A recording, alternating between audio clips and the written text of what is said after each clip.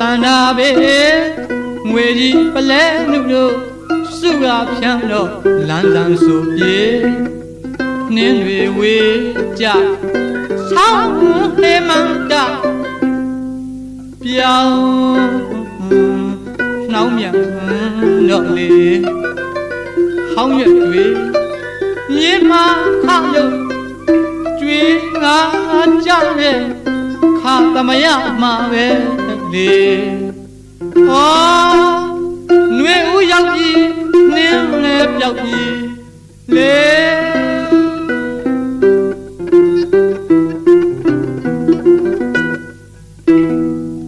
နင်းငွေရောက်ဖြူလွှတ်ဒူစွာတန်တာပဲငွေကြီးပလဲနုတို့စုကဖြန်းတော့လန်းလန်းဆိုပြေနှင်းတွေဝေးကြဆောင်းဟေမန္တပြောင်းနှောင်းမြန်တော့လေဟောင်းရွက်တွေမြေမှာခါလို့ကျွေးငါကြတဲ့ခါသမယမှာပဲလေဩຫນွေဦးရောက်ပြီနင်းလည်းပြောက်ပြီလေနင်းမုံကြီးပလဲငွေဥဒရံတွေမောက်မြင်နဲ့ဆွဲလန်းညောမှန်ရံရောနေရမှာပဲရာဒီချိန်နောက်ညောင်းဝဲပေါ်လေယူဆောင်ကနောက်ချေတော့တောက်လေးပေါ်နေမြေနေမြေငကိုတို့ကြည်ပြူမဲလေးရည်ရွယ်စိတ်ထဲကြိတ်ခဲလို့ပဲနေကြိတ်ခဲလို့ပဲနေဘယ်ဝဲပဲလမ်းကိုဖြင့်မြန်ကလေးလွမ်းမပြေတန်တမျောရင်နင်းပြောက်တဲ့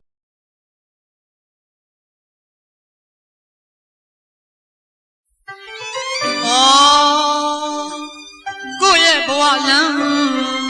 ခရီးတစ်လျှောက်မှာကွယ်ဘယ်သူမျိုးမှ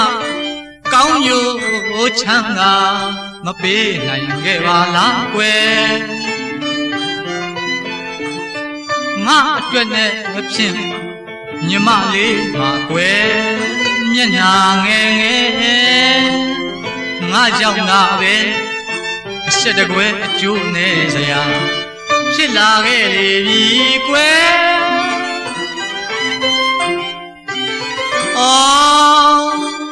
ကိုယ့်ရဲ့ဘဝလမ်းခရီးတစ်လျှောက်မှာကွယ်ဘယ်သူမျိုးမှကောင်းရိုးချမ်းသာမပေးနိုင်ခဲ့ပါလားကွယ်ငါအတွက်နဲ့ဖြင့်ညီမလေးမှာကွယ်မျက်နှာငယ်ငယ်ငါရောက်လာပဲအရှက်တကွယ်အကျိုးနဲ့စရာ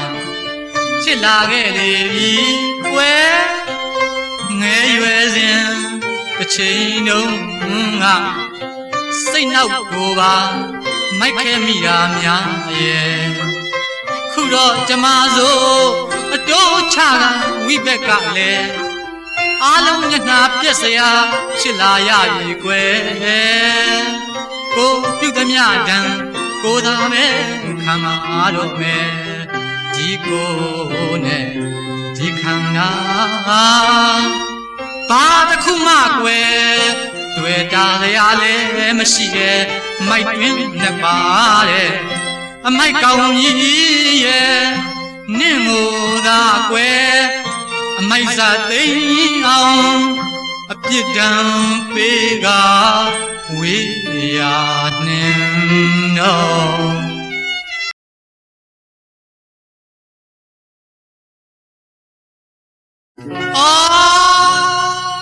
လောကရန်ဒီ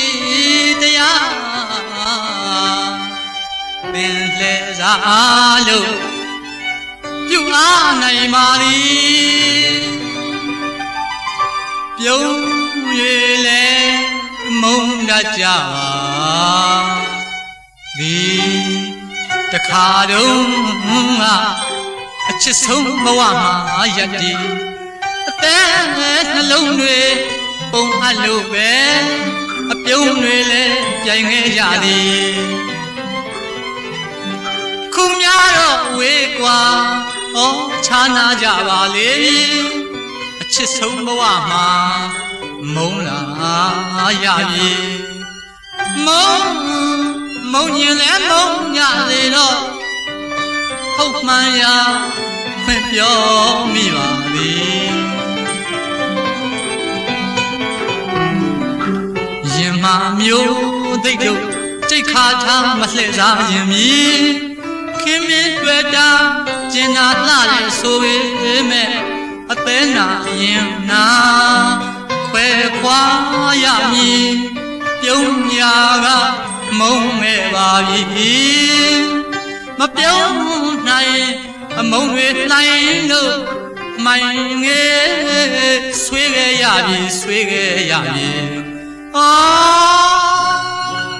လောကရန်ဒီ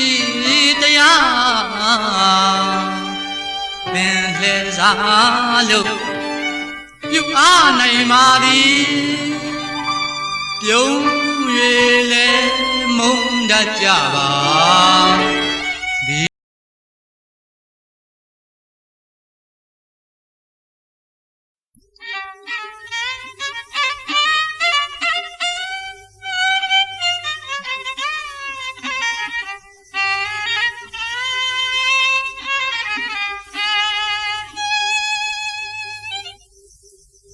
တိမ်ပကြီးမင်းညိုပြဆန်းအာကာနံရှုမခမ်းနိုင်တဲ့အတွင်စန္ဒာလမင်းတို့ပင်ကြည်လင်ဝင်းပစွာအစင်ငါဖြူစင်သူသာနွယ်လာယုံမှားတန်တရားဝင်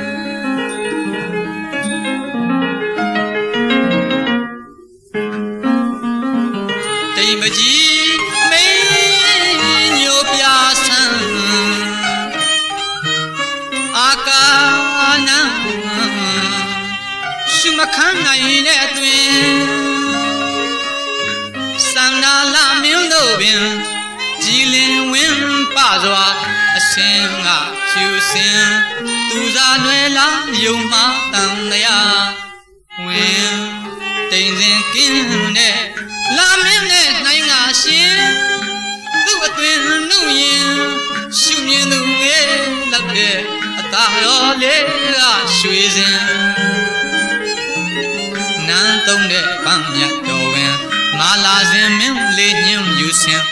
ကြိုင်လိုက်ကျူဝဲချူရဲ့ခလို့ဝင်ပန်းတော်ဥခုကောက်လို့အထူးမြောက်မဲ့တကျူရှင်ယူရပန်းစင်မွေးကျူထွေးယူ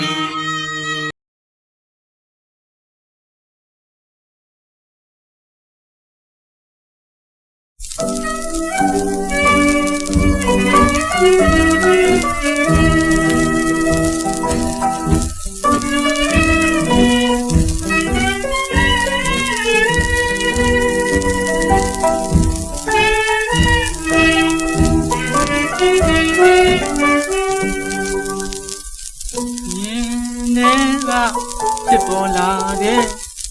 မြတ်တာတရားရဲ့သစ္စာနွယ်ပင်လိမ့်ရှက်အသက်ထက်များလို့လေယူမယ်အချစ်ကိုတမ်းမိုးထားအမှန်ကြိုးစားရှာဖွေလာခဲ့တဲ့နှစ်ဦးစလုံးရဲ့အသေးကိုပေါင်းဖက်ခါဖလဲအကြောင်းဆက်နောက်ဖက်ညာပလဲရင်ထဲကဖြစ်ပေါ်လာတဲ့မေတ္တာတရားရဲ့သစ္စာနွယ်ပင်လိမ့်ရှက်အသက်ထက်များလို့လေသူမယ်အချစ်ကိုတမ်းမိုးထားအမှန်ကြိုးစားရှာဖွေလာခဲ့တဲ့နှစ်ဦးစလုံးရဲ့အသေးကိုပေါင်းဖက်ခါဖလဲအကြောင်းဆက်နောက်ဖက်ညာပလဲလေဟာလေနာမရကြရင်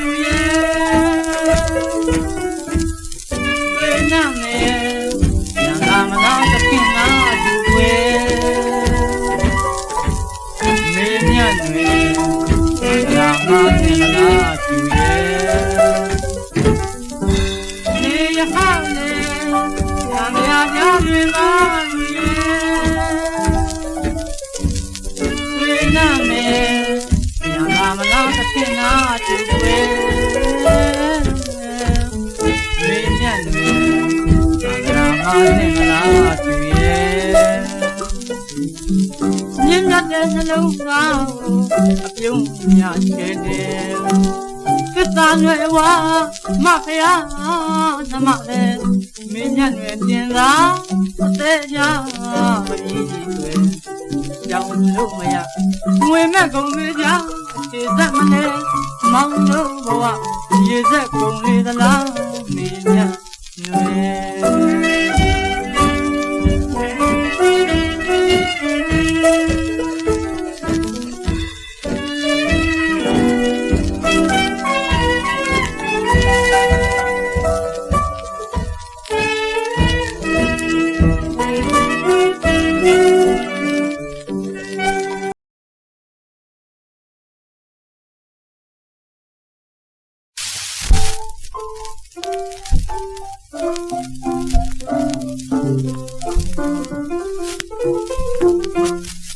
ကဘာပေါ်မှာ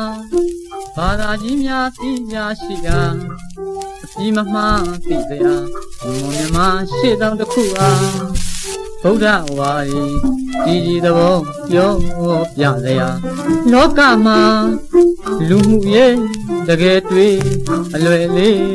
မှတ်တော်မူပါကဘာပေါ်မှာဘာသာကြီးများသိများရှိတာအပြီးမမှသိစရာမွန်မြမရှေ့ဆောင်တစ်ခုပါဗုဒ္ဓဝါရီ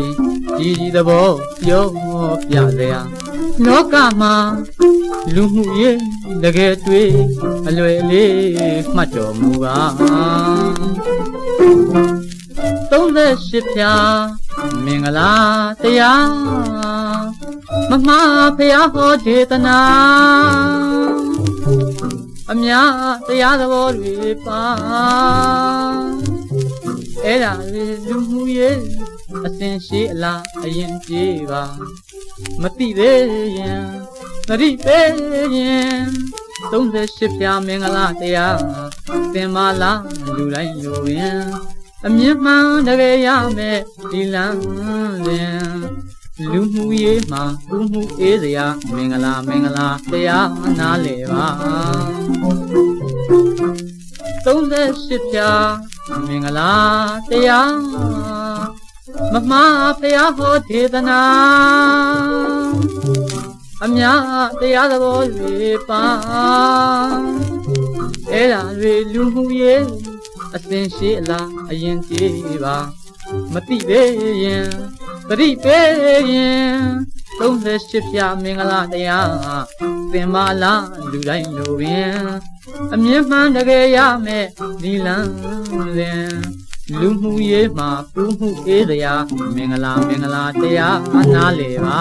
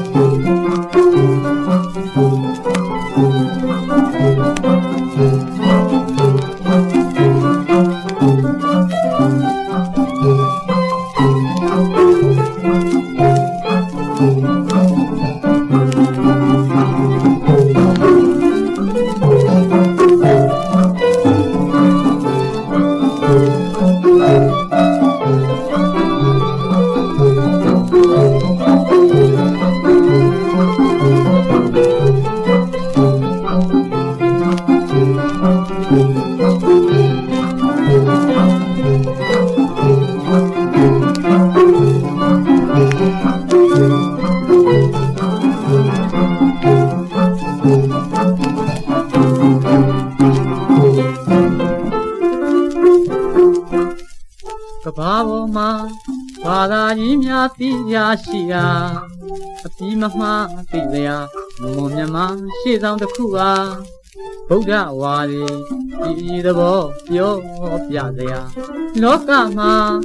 လူမှုရေးတကယ်တွေ့အလွယ်လေးမှတ်တော်မူပါကဘာပေါ်မှာဘာသာကြီးများသိရာရှိရာအပြီးမမှားသိစရာမွန်မြတ်ရှေ့ဆောင်တစ်ခုပါဗုဒ္ဓဝါဒီဒီသဘောပြောပြစရာလောကမှာလူမှုရေးတကယ်တွေ့အလွယ်လေး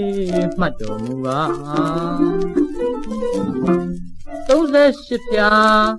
မင်္ဂလာတရားမမှားဖရာဟောဒေသနာအများတရားသဘောတွေပါအဲ့ဒါတွေလူမှုရေးအသင်ရှိလားအရင်ပြေးပါမသိသေးရင်သတိပေးရင်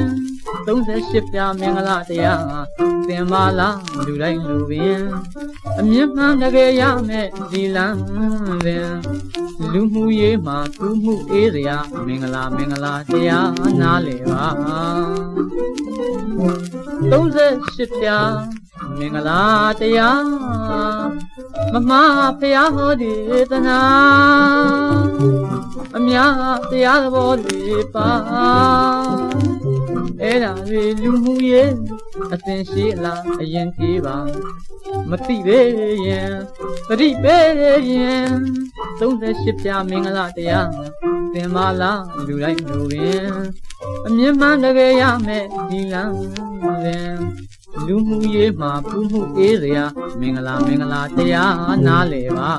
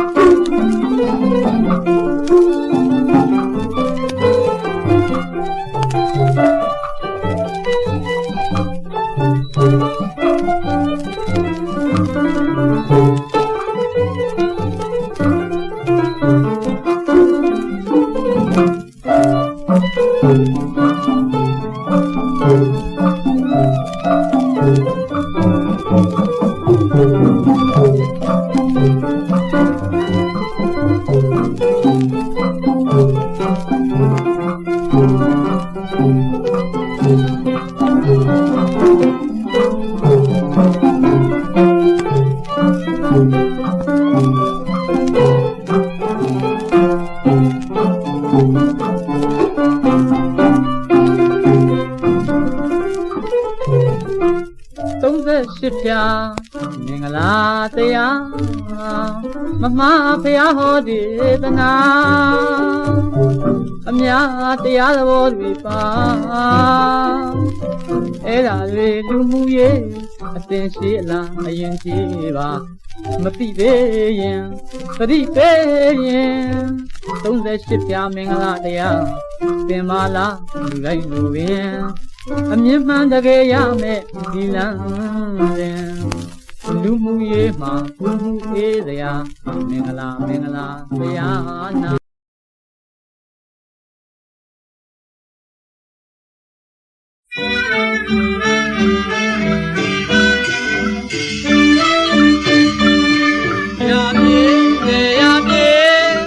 တို့ရဲ့ဘိုးဘွားမွေရပြေသားစဉ်မြေးဆက်တစ်လက်မှတစ်လက်ပြောင်းနှစ်ပေါင်းကြာရှည်မပြောင်းမပြတ်အသက်ပေးတို့တွေးခဲ့ရနာမွေရပြေတွေးအသက်ချွေးတွေပေးဆက်မနေတည်းလုံရင်ထမင်းမဝမပြတ်တဲ့စနစ်ဟောင်းစနစ်ရုပ်မောင်းထုတ်နှင်းပြစ်တို့ချစ်တော်ရာ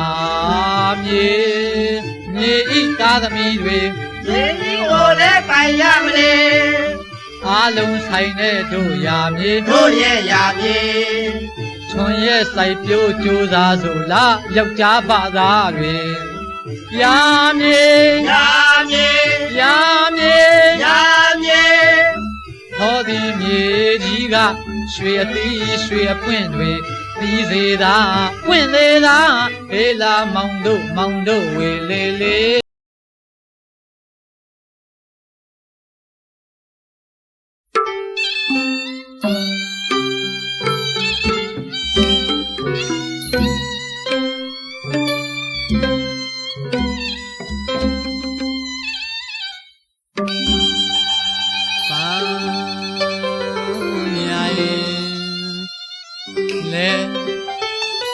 ကားနေဝေထောင်ရောက်နေစိတ်ငွေလျံနေယွန်းသားဟေမံမြစ်တော့ရန်ဘုံပြန်နေနာခိုင်ပန်းလုံးနဲ့မုံမာလာအိုးဖော်ကွာဝေသူတို့ဆွေးပူလိုက်မယ်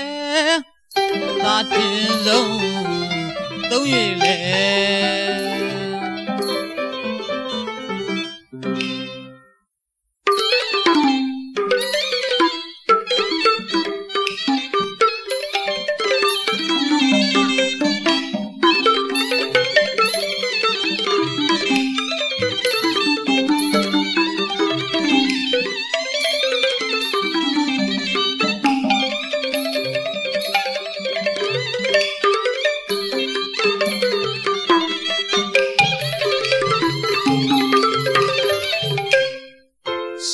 ချင်းများကို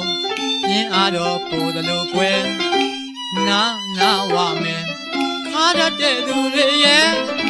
သေချာခါနာပြောပြသွားမယ်မှတ်သားပွဲ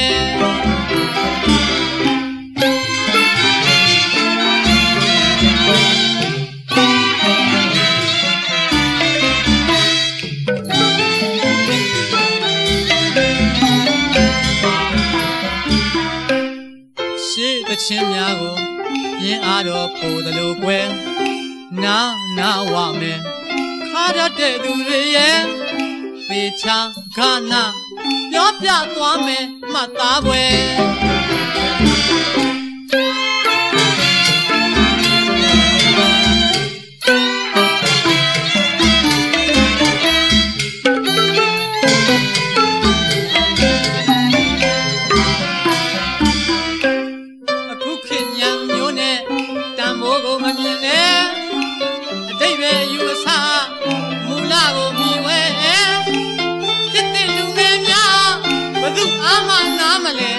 တကယ်ပဲခက်ခဲ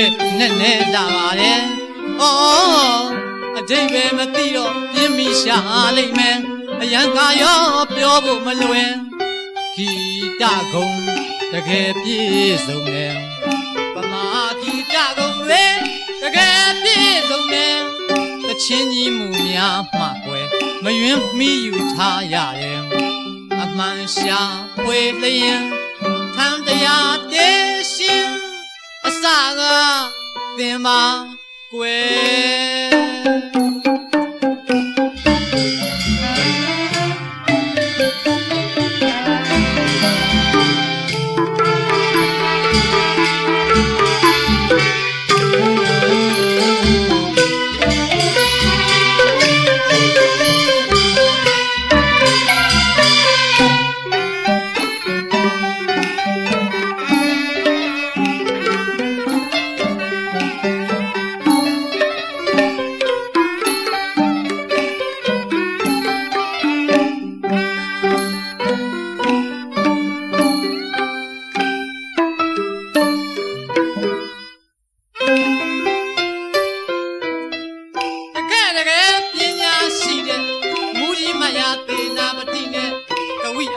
စာသူတော်တွေ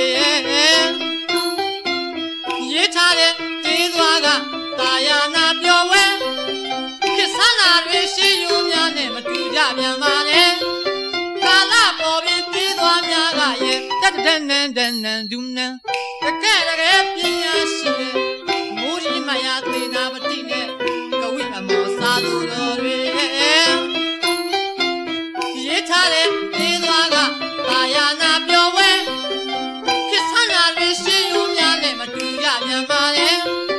ကာလပေါ်ပြီးကျေးဇူးများကရဲ့တက်တဲ့နန်းဒူနန်းစေရာရွှေမြေ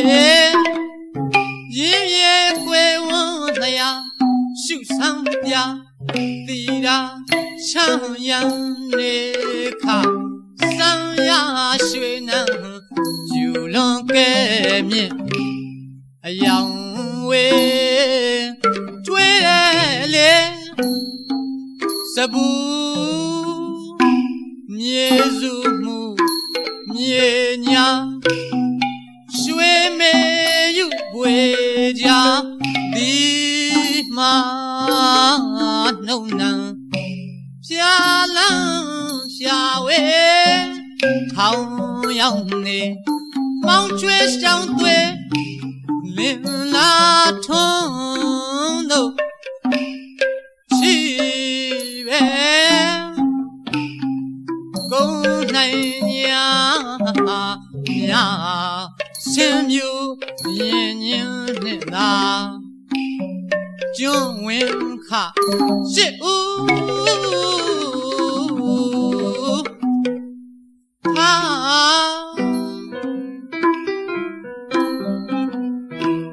ရှေ့တချင်းများကိုပြင်းအားတော်ပို့တယ်လို့ကွယ်နာဝမယ်ခါရတဲ့သူတွေရဲ့သေချာခနာပြောပြသွားမယ်မှတ်သားွယ်အခုခေတ်ညံမျိုးနဲ့တန်ဖိုးကိုမမြင်ပဲအတိတ်ပဲယူအဆမူလကိုမိဝဲကတဲ့လူငယ်များဘသူအမနာမလဲတကယ်ပဲခက်ခဲနေနေလာပါလေဩအတိတ်ပဲမသိတော့ပြင်းပြီးရှာလိုက်မယ်အရန်ကာရောပြောဖို့မလွယ်ခီတကုံတကယ်ပြည့်စုံတယ်ပမာခီတကုံတွေတကယ်ပြည့်စုံတယ်တချင်းကြီးမူများမှကွယ်မယွင်းမိယူထားရရဲ့အမှန်ရှာဖွေလျင်ထမ်းတရားတေရှင်အစာက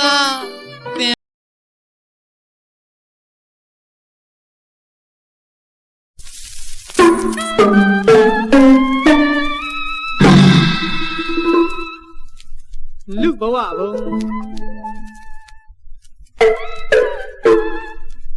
အတွေ့မျိုးစုံကြုံမေမီ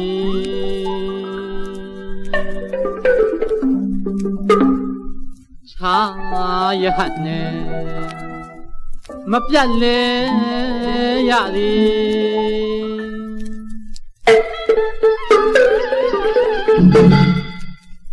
နိုင်ကြီးမြင့်ကြီးတဆင့်စီမတည်မြဲဖောက်လွဲဧကံလောကရန်စီမံတတ်သည်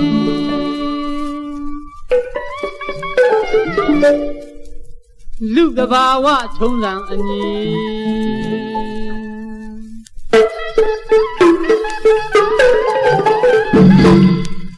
ရှိမွန်တလှဲ့ကဲ့ရဲ့ပင်ကြိုစကရင်ဆိုပေမည်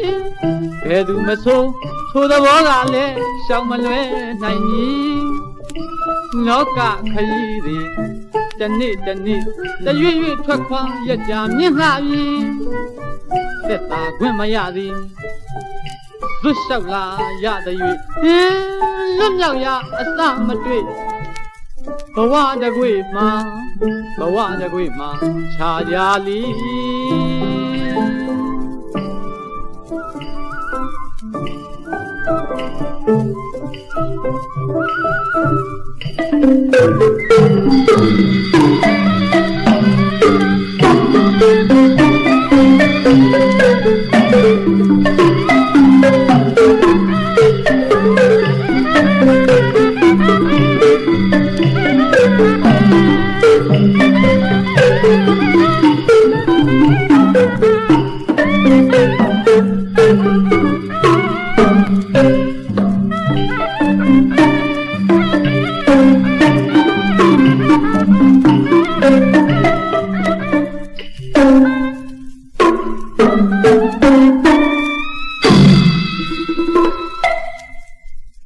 လူဘဝဘုံ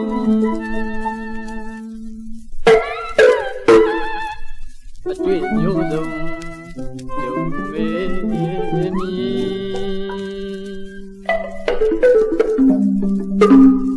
ချ သာယဟတ်နဲ့မပြတ်လဲရသည်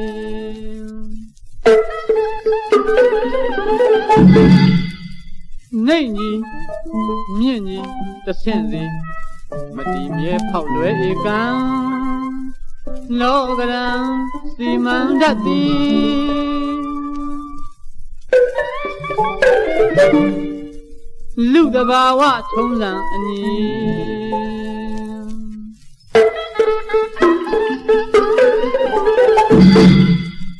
ရှိမွန်တလက်ကဲ့ရဲ့တင်ညိုသကရင်ဆိုရဲ့မြည်ဘယ်သူမဆိုထိုသဘောကလည်းရှောင်မလွဲနိုင်မည်လောကခရီးသည်တနေ့တနေ့တရွေ့ရွေ့ထွက်ခွာရက်ကြာမြင့်လှပြီသက်သာခွင့်မရသည်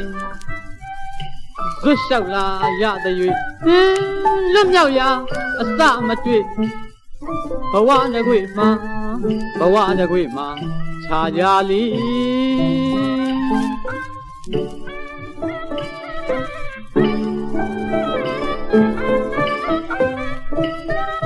ရှိမွန်တလက်ကဲ့ရဲ့တင်ညိုသကရင်ဆိုပေမည်ဘယ်သူမဆိုထိုသဘောကလည်းရှောင်မလွဲနိုင်မည်လောကခရီးသည်တနေ့တနေ့တရွေ့ရွေ့ထွက်ခွာရက်ကြာမြင့်လှ၏သက်သာခွင့်မရသည်လွတ်လျှောက်လာရသည်၍လွတ်မြောက်ရာအစမတွေ့ဘဝတကွေမှာခြားကြလီ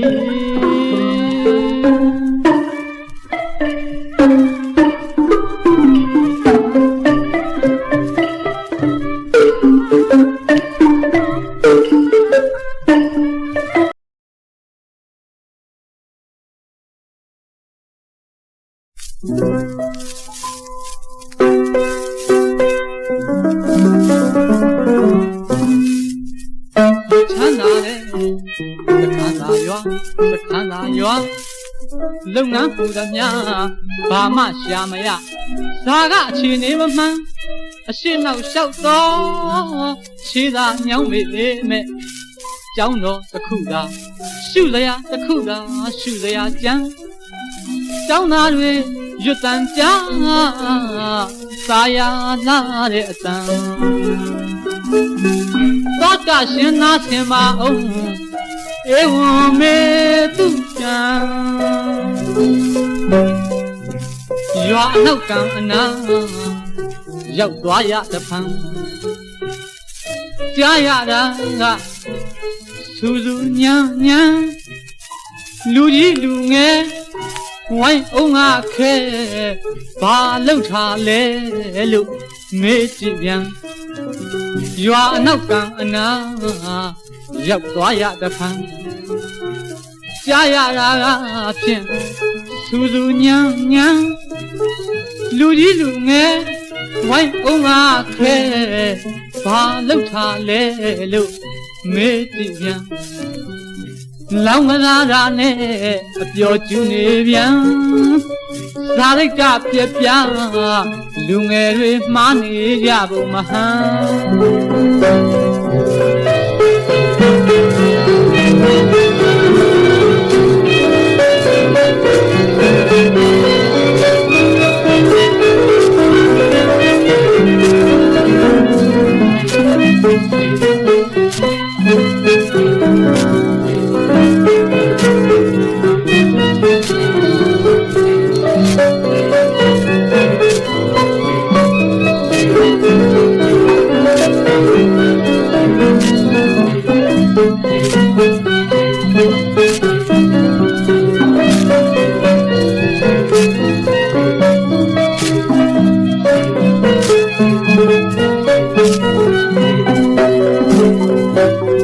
ရွာအနောက်ကံအနာရောက်သွားရတဖန်ကြားရတာကစူးစူးညံညံလူကြီးလူငယ်ဝိုင်းအောင်ငါခဲဘာလောက်ခါလဲလို့မေးကြည့်ပြန်ဩရွာအနောက်ကံအနာရောက်သွားရတဖန်ကြားရတာကဖြင့်စူးစူးညံညံ လူကြီးလူငယ်ဝိုင်းအောင်ငါခဲဘာလုပ်ထားလဲလို့မေးကြည့်ပြန်လောင်းကစားတာနဲ့အပျော်ကျူးနေပြန်ဇာတိတ်တပြက်ပြားလူငယ်တွေမှားနေကြပုံမဟန်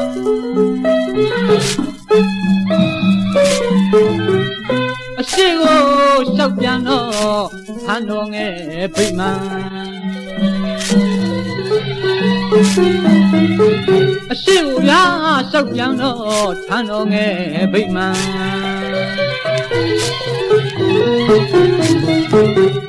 မမှန်မကန်မမြင်ရင်ရာတွေ့ပုံက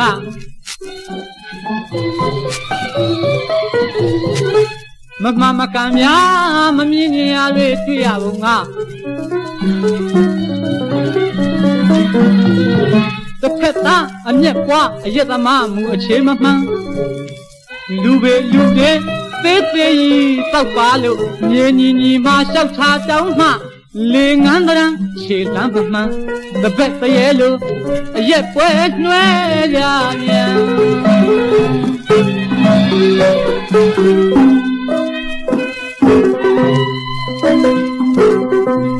စခန်းသာရွာကအပြန်စိတ်ခဲမရဩစိတ်ထဲကဖြင့်ဝမ်းနဲ့ယူကြုံမရသူတို့ရဲ့ဘဝအခြေခံအနေမမှန်စရိုက်ဆိုးတွေနဲ့တိုးကဝေကမူကမေကဘဝကကံအကျိုးပေးညှို့မေတာကသူတို့အခြေခံရင်းနှင်းတရားမှန်လူအခွင့်ရေးယခုပင်တွေ့ပြုပြင်ပေးကြမှဧကံဧကံကနေမှရကြစေ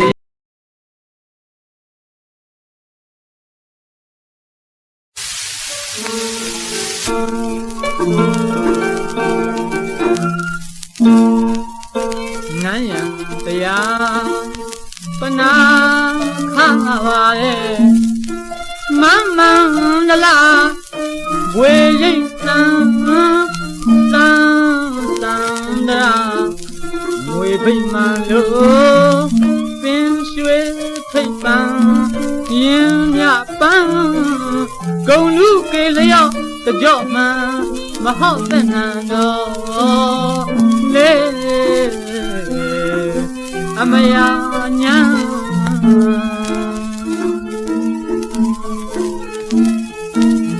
ကဘိုးကယိုသူ့အမှုငယ်သပုမတူပြိုင်လူလျံလိုင်းကျူပန်းအဆန်းသို့ခေါင်းထက်ခေါင်းရှုလေရင်လေ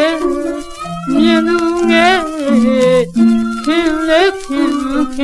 အော်ရင်လေရင်ဘဝင်သမှာဆွဲရင်တတ်ပါပဲနောင်ရှုံးမကြီးနဲ့ဖုံးကြော့ရော့သုံးနောင်ရော့ကေခိုင်ပဒုံမင်းညွန့်ဆိုင်လာအားဝေရာနာတကြားလေးပါမိုင်းရုံးမကြီးနဲ့ဖုံးရော့ရော့သုံးနောင်ရော့ကေခိုင်ပဒုံမင်းညွန့်ဆိုင်လာအားဝေရာနာတကြားလေးပါမိုင်းမြင်သူငယ်ငယ်ရကုန်ဆွဲဆောင်နိုင်ငယ်ကုန်ပထွားငယ်မခွာခြင်းဟောက်မြော်ထားမောက်အပေါ်ကနာပိုင်မိုင်း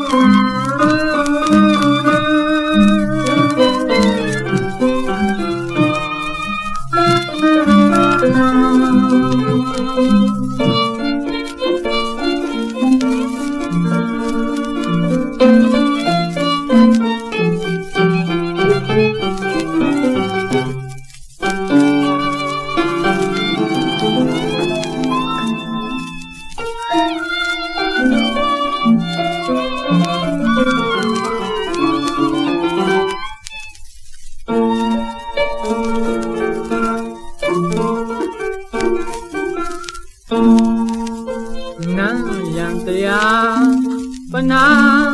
ခါပါလေမန်းမန်းလာလာဝေရိတ်တန်တန်ဒရာဝေဘိမန်လို့ပင်ရွှေထိပ်ပန်းရင်မြပန်းဂုံလူကေလျောက်ကြော့မှမဟောက်တဲ့နန်တော်နေအမယညာ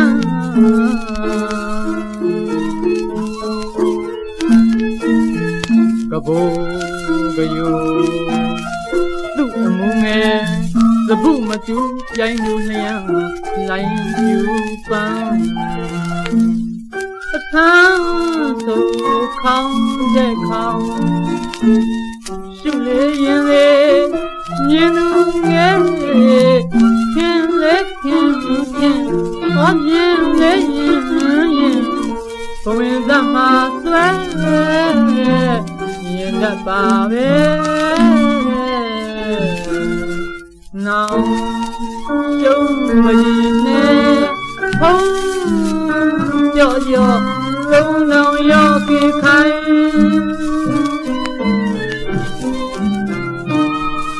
ပဒုံမင်းညွန့်ဆိုင်လာအားမေရာနတ်ကြံတွေပါမှန်လုံးမကြီးနဲ့ဖုံးကြော့ကြော့သုံးလောင်ရောက်ကြခိုင်ပဒုံမင်းညွန့်ဆိုင်လာအားမေရာနတ်ကြံတွေပါမှန်မြင်သူငယ်ငယ်ကြကုန်ဆွဲဆောင်နိုင်ခဲ့အောင်တဖွားနဲ့မဖွားရင်ခေါင်းရောချာ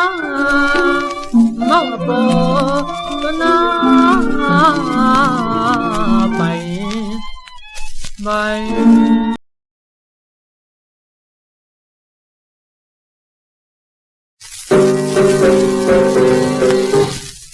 လောကမှာဘာအရေးအကြီးဆုံးလဲလို့မေးရင်ရွှေကိုသာငွေကိုသာပြောကြမှာမြင်လောကမှာဘာအရေးအကြီးဆုံးလဲလို့မေးရင်ရွှေကိုသာငွေကိုသာပြောကြမှာမြင်ရွှေကိုသာမမောကြအစဉ်ငွေကိုသာမမောကြအစဉ်ရမဲ့စောကြွနေတိုင်းမင်းပတိမမူခုမမြင်သူယူနေပဲသူချင်းပုရုစဉ်ရွှေငွေရှိပါပြီတဲ့မကြမ်းပါပဲဒါတွေဝတ်စားဆင်ပြင်းထားတော့ရင်ဘယ်ကိုများသွားလို့ဘသူကိုများဒီအလားပါပြနိုင်မှလဲခင်ငွေကိုရေလို့သုံးဖြုံးနိုင်တဲ့တဏရှင်ကြီးတို့အရသာရှိသောခဲဝဲဘောစဉ်မကြမ်းမအာကရင်ပြတ်တော့ညီလိုပင်မကြည့်နိုင်ကြဘူးအစဉ်ကျမ်းမာရေးအရေးထားလေးစားစေခြင်းနေရကတန်ရှင်းမှဘုရားကင်းကြမယ်အစဉ်ဝတ်စားအစဉ်ပြင်းပြောပြောနှဲလို့လူတော်တယ်မလဲလွန်ပေါ်ခြင်းကဘာမှာရင်ပေါင်းတန်းလို့ရှင်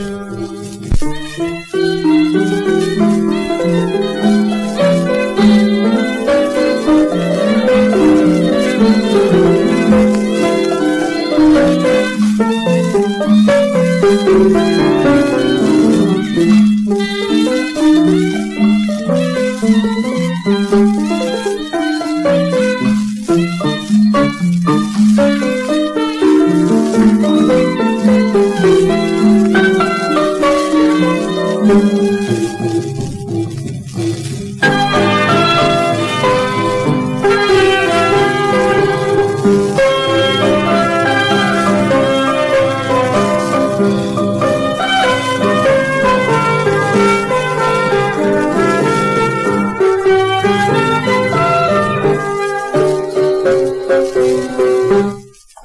ောကမှာ